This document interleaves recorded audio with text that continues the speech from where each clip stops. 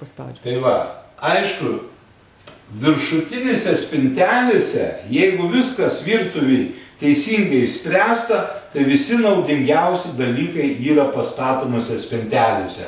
Viršutinė spintelė ypatingai naudinga, tai yra vadinama indų džiovykla kasdieniniam naudojimui, kiek šeimai reikia, tai labai patogu ir paimti tą lėkštę, ir įdėti tą lėkštę, tai nereikia kraustyti iš krūvos, tai kažkur nebūtina, kad iš karto virš kriauklės. Šiuo atveju, kadangi darėme taip, tai yra indų džiovykla, va daleiskim, čia dabar yra kriauklė, būtų lyg tai nepatogu, kad jinai ne vietoj stovi.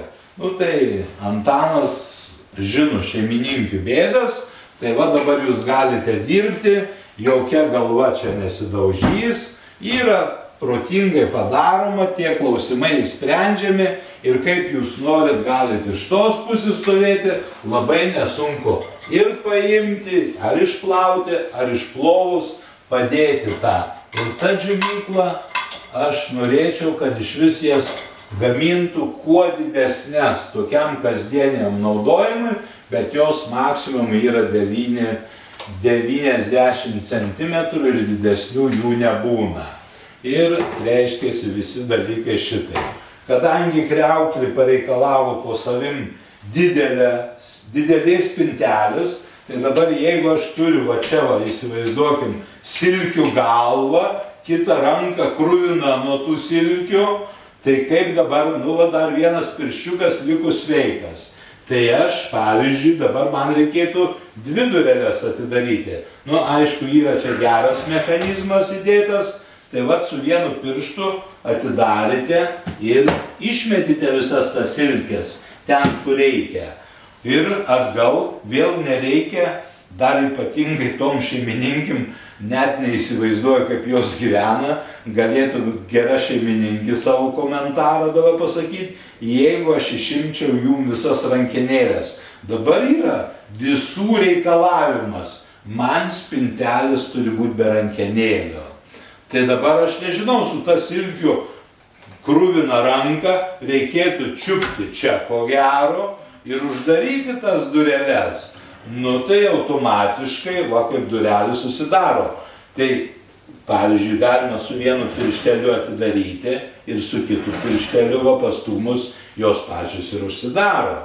Tas pats su stalčiais. Dabar man kažko tai raudonus brokėlius, daleiskime, nuskutau, aš negera šeimininkė, apsižiopsojau, kad neturiu nei indų, kur pjaustyti, nei peilių neturiu ir dabar man nėra rankenėlio. Tai čia tik nežinau, kokiu protu turi būti šeimininkė, kuri reikalauja spintelių be rankenėlio. Tai dabar, o dar visų šeimininkės, tarp kitko, turi tokius labai gerus nagus, jos labai juos myli, priaugintus ir nepriaugintus ir nuosavus. Tai dabar man reikėtų čia kišti rankas, ten būna už ko užkabinti. Ir dabar kiek aš turėčiau nučiupinėti su tais brokėliais tą visą, sakykim, priekį. Kai tuo tarpu, jeigu yra rankenėlė, vat ir net ir su nagu jau šeimininkis užaugintų, švariu, paimite ir ištraukite. Ir jeigu reikia, čia va prisilietite ir uždarite. O kitu atveju, tai reikia čia, nu tai gaunasi baisus dalykai, nu, neįsivaizduoju, spintelių gyvenime patiktų visi baldai. O taip būna? Visi reikalauja. Iki sušaudimo. Iki sušaudimo. Esi durnas, ne baldininkas, jeigu tu nedarai baldų be rankenėlių. Ir visur būna išfrezuoti tokie grioveliai. Ir dabar įsivaizduokit, net demonstraciniam filme yra žmogus įkišęs čia toks griovelis, kur galima užkabinti tą stalčių ir demonstruoja mechanizmą ir jam nagus, va štai pagavo tas mechanizmas, jis liko be nagų, su sulaužytais pirštais.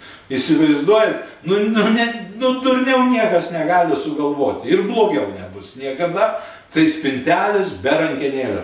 Pirmas reikalavimas atsiunčia spintelės be reikalavimo, visi blizgus paviršiai, ko irgi niekas blogiau nesugalvos, bet niekas ir nieko negamina, nes tuos blogus paviršius tai yra iš masinės gamybos. Gamina Lenkai, gamina kiniečiai, dar gamina kauniečiai, o baldininkai, kurie patys nieko nemoka gaminti, ten kitokių durelių ir neužsisakysite, tai reiškia gausite dažytas, blizges ir ten, kur tik prisilietėte, ten bus kitoj vietoj parodyta, ten ir liko antspaudai. Tai va šitaip.